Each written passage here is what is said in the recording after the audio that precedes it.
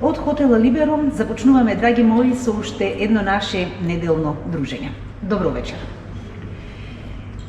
По последно време се повеќе слушаме и зборуваме за менталното здравје, но дали всушност знаеме што е ментално здравје и како да се грижиме за него? Сите имаме потреба од помош, да не се лажеме. Само најчесто помошта ја бараме од нестручни лица или пак од совети на социјалните мрежи. А знаеме дека на социјалните мрежи секој може да биде се. Кај нас е нормално да се оди на забар или на депилација, но не е нормално да се оди на психотерапија. Дали некогаш сте биле кај психотерапевт? Обично се грижиме да изгледаме убаво надворешно. Многу малку размислуваме за тоа како изгледаме внатрешно. Но најчесто, колку и да се шминкаме однадвор, џабе е ако во себе не се чувствуваме добро. Вече разборуваме токму на тема ментално здравје. Мои вечерашни гости се Ирена Димитровска-Ангеловски и Дејан Гличарски, психолози. Добро вечер и добро дојдовте. Добро вечер. Добро вечер.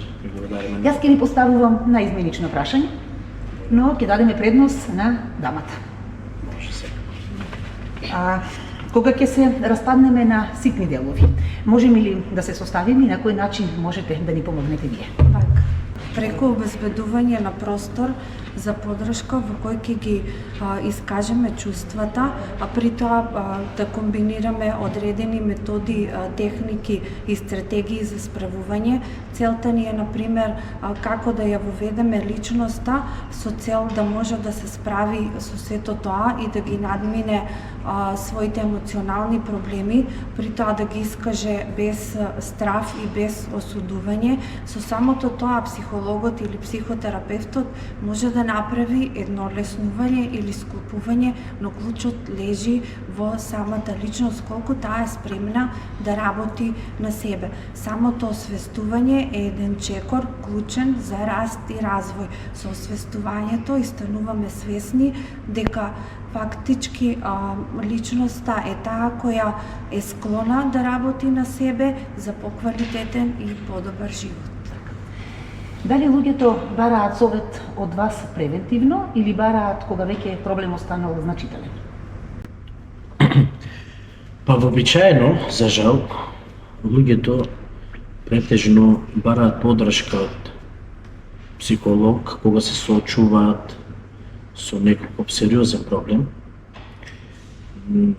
Тоа може да значи некаква криза која моментално им се случува или вообичаено како функционираат текот на нивното секојдневие, нешто дојде до некаква промена која што емотивно ги засегне и се почувствува како безизлез и во такви случаеви знаат да се обратат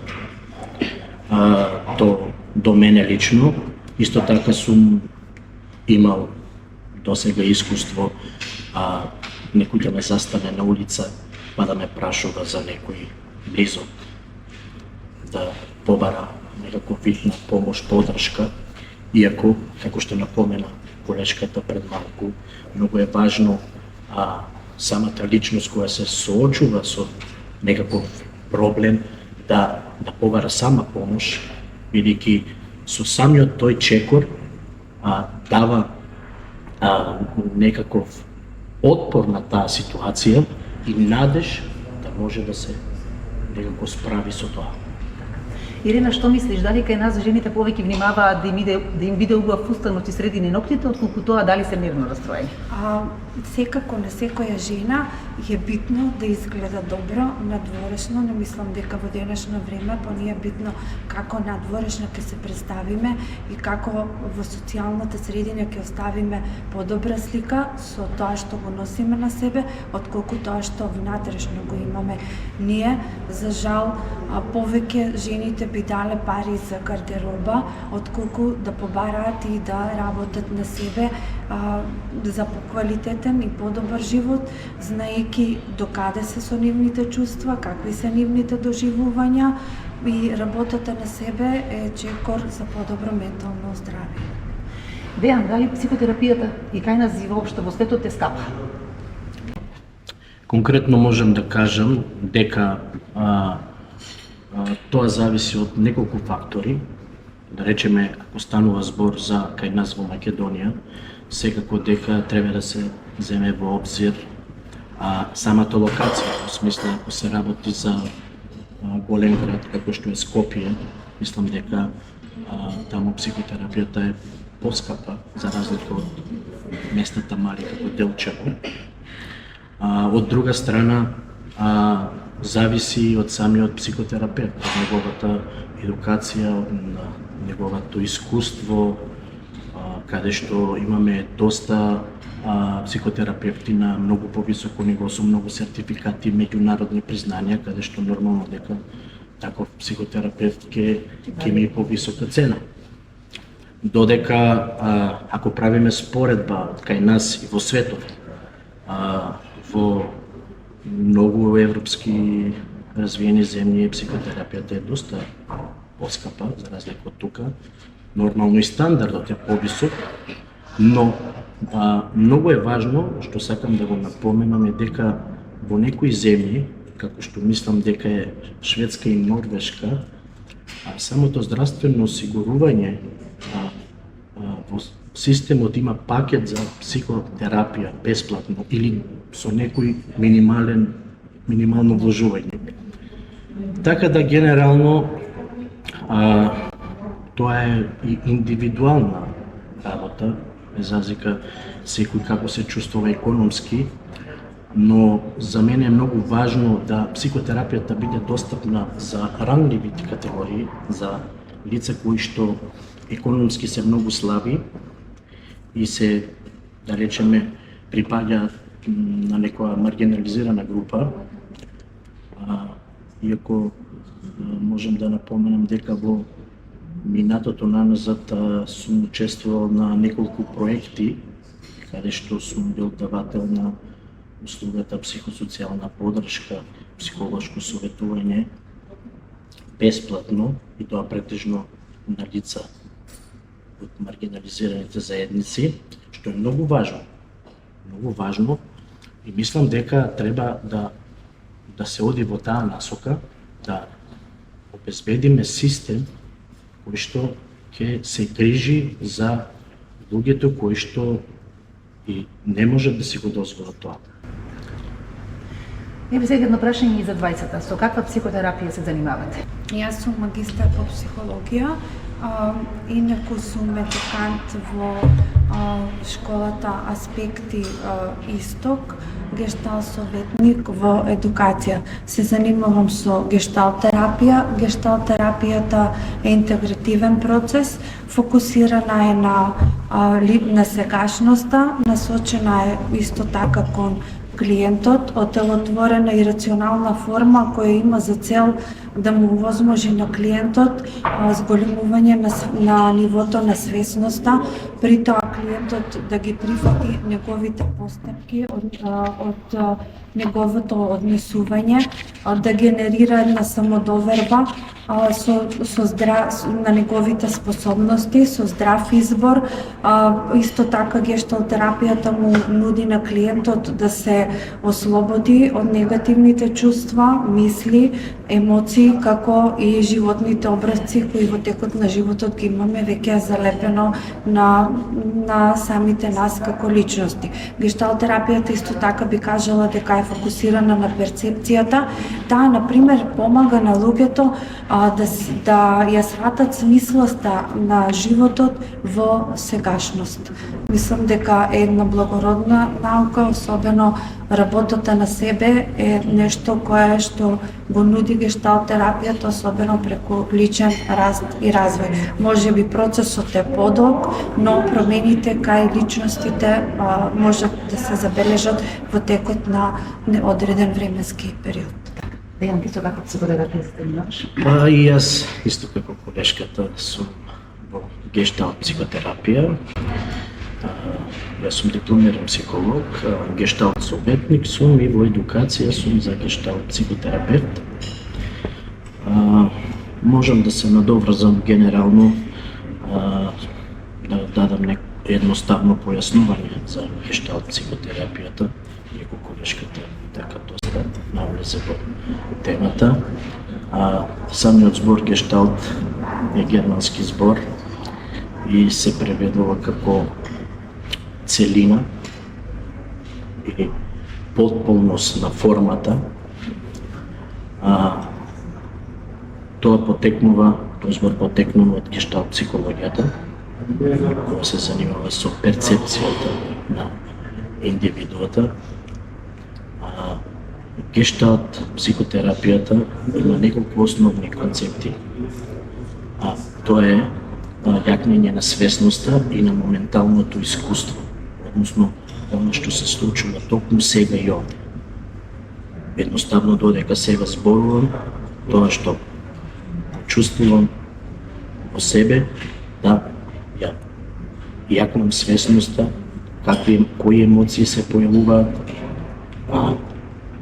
да ги прифатам како такви и нормално да најдам начин соодветно да ги изразам. Инаку гешталт психотерапијата с главен фокус е, како што кажав, живењето во сега и овде. Така се занимава со завршување на незавршените работи. Што значи тоа? Тоа значи сето она што го имам потиснато во себе, дали тоа ќе бидат емоции, мисли, некакви конфликти во минатото, но се уште го носам тоа во себе, тоа ми се одразува во моментално како функционирам во сега и овде. Така да самата терапија, кога психотерапевтот ќе работи со клиент, доста фокусот го држи на тоа дали ќе излезе нешто на површина, каде што клиентот можеби на несвесно ниво го носи во себе, а сето тоа му прави некаква блокада во животот. Исто така, како основен концепт во психотерапијата е експериментирањето. Тоа се користат многу вежби и техники за да самиот клиент научи нови начини на справување со, да речеме, предизвиците во животот. И има многу работи што може да се кажат за гешталт психотерапијата. Тоа е така една основна структура да дадеме појаснување на вашите гледачи. Имаме можност да зборуваме и подетално. Што е разликата помеѓу психијатриска помош и психотерапевт? Секако психијатрите знаеме дека се лекари, вие не припишувате лекарства. Меѓутоа, што е разликата? Овде би спомнала и зборот психолог, затоа што луѓето во денешно време не прават разлика меѓу психолог, психијатар и психотерапевт. Психолозите се личности кои што имаат завршено студии, 4 годишни студии на психологија. Тие не се занимаваат, например, со лица кои што имаат ментални заболувања, се занимаваат со неклиничко население, применуваат одредени методи, техники. Основната цел им е да работат, како што кажав, со неклиничко население. Тие не вршат диагностицирање, ниту препишуваат лекови, но сепак ги знаат болестите и можат да ги препознаат. Психијатрите се лица кои што имаат завршено медицински факултет, тие потоа специјализирале на психијатрија. Нивната цел е лечење и превенција на менталните болести, како што кажавте и вие, психијатрите препишуваат лекови и вршат диагностицирање на пациентите. Додека психотерапевтите се личности кои што имаат завршено посебна едукација од одредена област на психотерапијата, но претходно треба да имаат завршено психологија, педагогија и некоја од другите науки. Психотерапевската подршка или психотерапевтите се занимаваат како со ментални проблеми, така и со личности кои што немаат ментални проблеми. Единствено нешто кое би кажала е заедничко за сите психотерапии е тоа што луѓето сами одлучуваат да одат на психотерапија, сами бараат понекогаш да работат на себе, сето тоа го прават за подобро и за поквалитетен живот. Меѓутоа, кога веќе зборуваме за менталното здравје за една личност, мора да постои секако и соработка меѓу сите тие стручни лица. Така. Дали во Македонија, па еви во Делчево има доволно психотерапевти и дали има недостаток од вакви стручни лица? Па јас мислам дека бројот на психотерапевти во нашата држава не е доволен спрема потребата на населението, посебно за помалите градови како што е Делчево. Иако можам слободно да кажам дека во последните неколку години има зголемен интензитет на едукација од повеќе центри за едукација за личен раст и развој, некои психотерапевски школи, но потребата секако е многу поголема. Но од друга страна, мислам дека самата стигма што се однесува врска со менталното здравје, да луѓето претежно не ги препознаваат и не ги доживуваат проблемите, дека се соочуваат со нив, туку едноставно кога станува збор за ментално здравје или проблеми поврзани со менталното здравје, се работи кои што може да се решат и дома или да не се споделува, да не се бара помош, тоа е во ред, или да се прифане како едноставно како судбина. Дали ако се чувствувам вознемирена, сум нормална, и дали ако постојано ги поттиснуваме чувствата, тоа значи дека имам проблем, нешто не е во ред. Сосема е нормално да бидеме вознемирени. Зависи таа вознемиреност и тој немир колкав е интензитетот. Дали таа вознемиреност и немир трае подолг временски период. Дали, например, ни го попречува секојдневното функционирање, доколку ни го попречува секојдневното функционирање.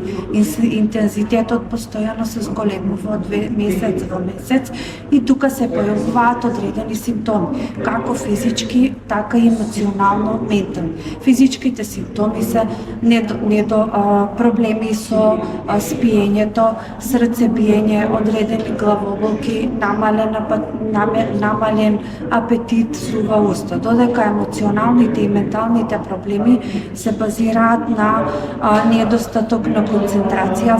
Фокусот на концентрација е толку намален што не може да се концентрираме, чувство на напнатост, вознемиреност, чувствуваме преплашеност и обземеност, значи тогаш интензитетот кога се зголемува, потребно е да се побара помош, стручна помош, каде преку работа може да се надмине таквата вознемиреност само доколку личноста е спремна да работи на себе. Прашањето за поттиснувањето на емоциите секако дека е проблем. Тоа може да се види од каде доаѓа тоа, дали тоа е некој образец на животен стил на однесување, дали со самото тоа јас сакам да оставам убава слика дека јас сум силен, или како што во некои семејства ги учиме машките деца, не плачи, не си силен ако плачеш, ако не ги искажуваш своите емоции. Колку повеќе ги поттиснуваме, тие како да се наоѓаат во некој подрум. Во самиот подрум тие роварат и работат во внатрешниот наш организам. Одреден временски период тие стануваат посилни. Поттиснувајќи стануваат помокни. Со самото тоа, колку ги поттиснуваме, ние, значи, постојано сме сме под стрес. Со тоа колку сме под стрес не станува ментална нарушена здравствена состојба. Од тука можеме да бидеме на когнитивно ниво многу со голема енергија, но има исклучителни случаеви каде ментално може да прегорим.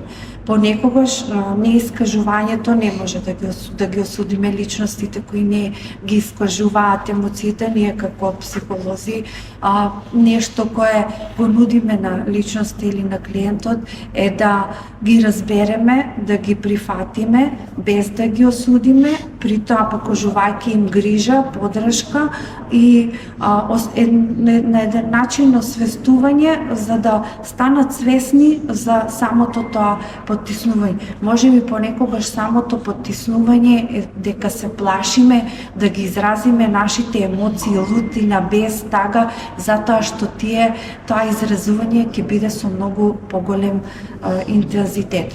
Јас би кажала и нешто друго, например, негативните емоции, лутината, стравот, гневот, незадоволството, тие можат да бидат и корисни кај личноста. Можат да ни бидат како знак дека нешто важно се случува и нешто важно се случува под закана, па на тој начин да ги контролираме кога сакаме да ги искажеме тие емоции. Тоа што го спомнавте за преголувањето, во иднина претпоставувам дека ќе имате многу работа. Скоро секој од нас е прегорен. Само сакам малку да се надоврзам на колешката. Сето тоа многу убаво го скоцка и го кажа. Фокусот ми падна на тоа што го потиснуваме и го држиме, како што кажа колешката, во подроб. Користиме многу од нашата витална енергија за да биде таму и потиснато. Таа енергија ни е како важна за да ја насочиме на право место. Само во тој контекст сакав да... Јас на почетокот спомнав дека во последно време многу се зборува за менталното здравје. Која е причината што еве последниве години зборуваме се погласно за менталното здравје? Причините може да бидат од повеќе фактори, поврзани со општествени, културни, економски и здравствени промени, но морам да напоменам дека генерално не ни даде единица во смисла на ментално здравје кога се појави здравствената криза, коронавирусот. Значи, ни докажа дека сме на многу ниско ниво во врска со менталното здравје, бидејќи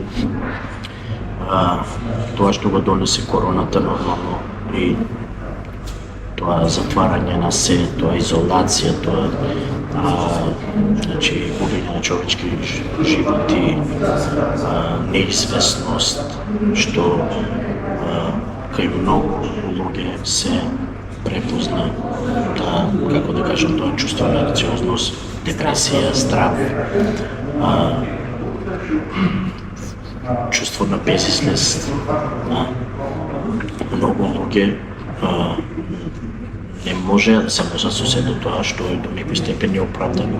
Бидејќи и јас како стручно лице нормално дека го чувствував сето тоа и кај мене се одрази, но многу е важно кога нешто ако го јас чувствувам, дали го чувствувам на свесно ниво, дали сум свесен со што се појавува, каква улога има, што сака да ми каже, од што имам потреба јас сега и тоа чувство како јас ќе го употребам, дали конструктивно или деструктивно, дали ќе се плашам и цело време ќе во мислите ќе ми прави некој емоционален, ќе ме блокира емоционално или ќе го искористам да превземам нешто во врска со тоа, да направам план за да таа емоција ја на некој начин изразам и преработам на ефективен начин. Исто така, сето тоа, коронавирусот што се случи, допринесе да социјалните мрежи, да доста на социјалните мрежи се споделува содржини поврзани со ментално здравје, да се формираат едукативни групи, форуми, каде што луѓето на некој начин си дозволија да зборуваат за нивните проблеми. Сето тоа исто така влијаеше да некако постепено стигната за менталното здравје да како полека да се намалува. Друго што јас лично го имам забележано е дека и доста помогна и тоа многу наши јавни личности или познати фигури во јавноста кога преку кампањи излегува јавно да споделат дека и тие се справуваат со некои проблеми поврзани со менталното здравје, што мислам дека доста допре до населението и даде некоја, како да кажем, Ги охрабри. Да, ги охрабри дека нормално е да се чувствуваш некош и нерасположено и несреќно и да плачеш и за кое што ќе зборуваме подоцна. Постои ли закон за вршење на психолошка дејност кај нас? Постои закон за вршење на психолошка дејност. Тоа се добива општа лиценца и посебна лиценца на психолози кои што имаат завршено, како и магистри. Барањето се поднесува до Комора за психолози на Република Северна Македонија. Така. Со Ирена малку спомнавме, меѓутоа еве Дејан тебе да те прашам. Дали е лошо тоа што ги учиме нашите машки деца да не плачат, затоа што маш не плаче, и колку тоа негативно влијае еден ден, или е подобро уште од мал и да ги учиме дека секоја емоција треба јавно да биде изнесена без некаков срам и страв? Па јас мислам дека емоцијата не препознава пол, дека без разлика дали се работи за машко дете или женско дете, е многу важно децата од најрана возраст да се учат слободно да ги изразуваат своите емоции. А како да се направи тоа? Освен на детето да му се даде поддршка, сигурност, љубов да се чувствува слободно и така тоа и слободно ќе ги изразува своите емоции. Што се однесува до дали треба маж да плаче, тој стереотип што го еви јас како дел од машката популација сум го доживеал. Многу погрешен пристап. Тоа ние сме јас сум го наследил од моите родители го наследили од нивните роди, тоа така Останало. Да, така останало. Каде што мажот треба да биде силен, треба да трпи се, да издржи, или тој е маж и емоција посебно да тага или разочараност или дека треба да плаче, тоа е абсурдно. Но сето тоа си го наплаќа, како да кажем, си го зема данокот. Мажите мислам дека се безправедни самото општество, бидејќи тоа е општествен притисок. Мажот мора така да се однесува за да биде прифатен од општеството, иначе ќе се најде во ситуација да биде смејуван и да не може да се идентификува во групата каде што или во средината каде што живее. Значи, слободно можеме да кажеме дека машките деца треба да плачат и да ги искажуваат сите емоции. Тоа е многу важно, бидејќи ако тоа се постигне уште детето додека е мало, во најрана возраст, децата развиваат емоционална интелигенција, каде што слободно ги препознаваат и слободно ги изразуваат емоциите, а тоа нешто понатаму во животот ги учи на емпатија, да можат и да препознаат и кај другиот потребите и емоциите и во каква ситуација се наоѓа, па да може адекватно да во животот се научи да создава добри односи, убави врски и комуникација, да биде успешен во средината каде што живее. Дали тоа што некако сме навикнати да ги поттиснуваме чувствата, да ставаме се што не ни одговара под тепих или нештата се подразбираат, Тоа е штетно за нашето ментално здравје, односно како до подобро ментално здравје. Секако дека е штетно да ги ставаме работите под тепих, при тоа, како што кажав и претходно, не може да се промени убо, може тоа е некој начин на однесување, но сепак потиснувањето, неискажувањето е и tekako штетно за менталното здравје. Нарушување на менталната состојба настануваат одредени депресивни состојби, анксиозности, зголемена истреност. Тука, например, со самото неискажување, со потиснувањето на емоциите настануваат физички и здравствени импликации. Тоа е како главоболки, одредени кардиоваскуларни и гастроинтестинални проблеми кои настануваат како резултат на потиснувањето на емоциите. Исто така, тука имаме и прекинување на одредена врска, кога не се искажуваме, имаме нарушена комуникација, постојано упаѓаме во конфликти, намалено е нивото на емоционалната интелигенција, не сме во состојба да го разбереме другиот со неговите емоции, со неговите потреби. Исто така тука е зголемено употребата на психотропни субстанции, таа потреба. Би кажала дека искажувањето на емоциите е еден од битните и клучни фактори за психичката, емоционалниот баланс на еден организам.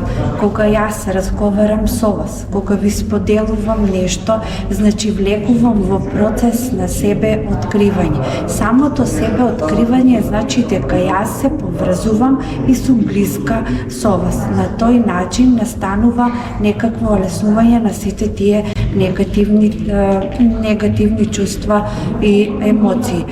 Самото искажување ја поттикнува издржливоста и со тоа настанува еден поголем баланс на менталното здравје. Како до подобро ментално здравје? Емоционалниот и психичкиот баланс може да се постигне само преку редовно вежбање, здрава исхрана, соодветен и добар сон кој добро влијае на менталното здравје. Покрај тоа би кажала дека нешто кое е најбитно е практикување на искажување на благосостојба, практикување на искажување на благодарност, да бидеме благодарни за одредени мали нешта, да ги запишуваме тие мали нешта, нешто кое доста е битно, да си одвоиме време за себе во текот на денот, не е луксус, за одредени активности кои ги сакаме, например медитацијата и дишење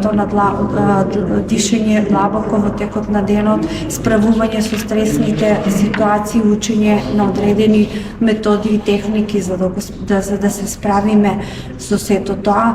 Нешто друго кое би кажала дека е битно е да имаме реални поставени цели. Кога имаме реално поставени цели, значи ние се чувствуваме исполнето, а со самата исполнето се чувствуваме и задоволни и спремни за остварување на тие цели. Ја кажа, физичката активност, здравата исхрана и доколку почувствуваме потреба дека нешто се случува и нешто не е во ред, значи со нас, мислам дека не треба да чекаме да дојдеме, како би кажала, на дното, туку уште на почетокот да побараме професионална помош и поддршка. Со барањето на професионалната помош и поддршка ќе си дадеме за олеснување на самите себе, и ќе дојдеме до една одредена свесност за нашата состојба во која се наоѓаме и со тоа за подобро ментално здравје. Да не чекаме да прегориме, да почне да побараме помош, затоа што не е ништо ниту страшно, ниту срамно. Кога е вистинско време за започнување на психотерапија? Па јас мислам дека нема посебен, како да кажем, критериум, дека тоа е повеќе индивидуална работа, но секако треба да се обрне внимание, бидејќи ако некоја индивидуа спознае некакви промени во неговото функционирање или нешто се случува што му го отежнува неговото функционирање, тоа е доволен сигнал дека би било добро за него да започне терапија. Инаку тоа за да одиш на психотерапија не значи дека се случува нешто лошо со тебе или дека имаш некакво ментално заболување.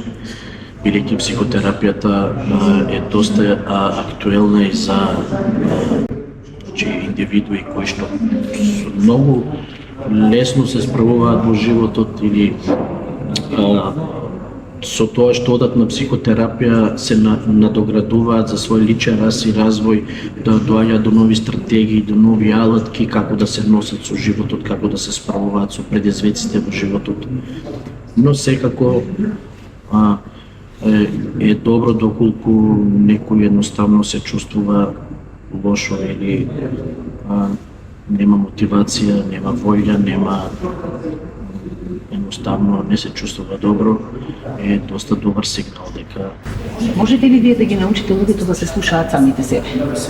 Секако дека можеме, тоа е главната работа на еден психотерапевт, бидејќи ако еден човек успее да се слуша сам од себе, едноставно да се доживува себе си, да биде во контакт со своите емоции, мисли, своето однесување, да на свесно ниво го прави тоа, да е свесен за сето тоа што го окружува, за неговите постапки, за начинот како реагира, бидејќи ако е свесен, значи и доаѓа до тоа дека е одговорен и дека има избор, што е многу важно во дадена ситуација да дојдам до свесност, да знам дека јас сум тој што одлучува за моите постапки, но и дека имам избор како да постапам во дадена ситуација. Да не бидам во улога на нешто што ми е научено или прифатено од некој, да јас реагирам на таков начин. Или ако некој друг реагира по некаков начин, да јас се идентификувам со таа личност и тоа е во ред, јас го прифаќам и јас ќе функционирам по тој начин.